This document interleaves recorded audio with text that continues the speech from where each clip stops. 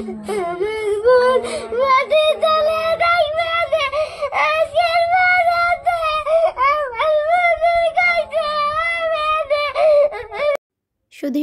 7 থেকে 8 দিন যন্ত্রণা ভোগ করে এই পৃথিবীর মায়া ত্যাগ করেছে আসিয়া। আসিয়া কিন্তু চলে গিয়েছে, কিন্তু আসিয়ার এই অবস্থার জন্য যারা দায়ী তারা এখনও বুক ফুলিয়ে ঘুরে বেড়াচ্ছে। সবচেয়ে আশ্চর্যকর আর হাস্যকর বিষয় হচ্ছে যে বা যারা এবং যাদের কারণে আসিয়া আজকে এই পৃথিবীতে নেই, তাদেরকে বাঁচাতে আসিয়ারই বোন, আসিয়ার আপন বোন একেবারে চুপ, মুখে স্কচ টেপ মেরে রেখেছে।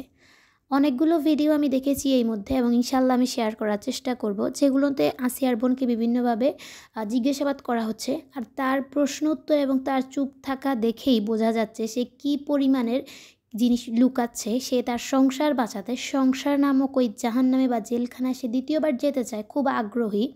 সে তার নিজের ছোট বোনের এই দুরবস্থার পরও সে চুপ করে আছে। এরকম বোন এই পৃথিবীতে আমি বলি আর কারো না হোক। আর আসিয়ার যারা অপরাধী তারা কিন্তু বুক ফুলিয়ে সগর্বে কিছুদিন পর ঘুরে বেড়াবে, এরকমটাই দেখব আমরা হয়তো।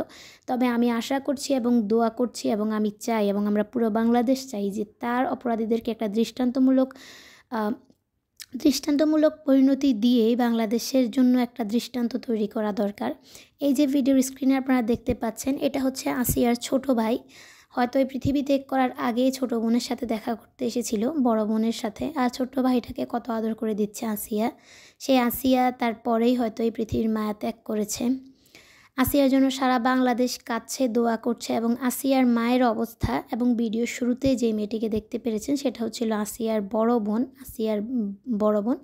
সে তার কান্নায় সারা বাংলাদেশ কাঁদছে আসিয়ার জন্য। আমি শুধু চাই আসিয়ার অপরাধীদের দৃষ্টান্ত থেকে দৃষ্টান্তমূলক পরিণতি, যেটা সারা বাংলাদেশ এবং সারা বিশ্বের কাছে দৃষ্টান্তমূলক হয়ে থাকবে।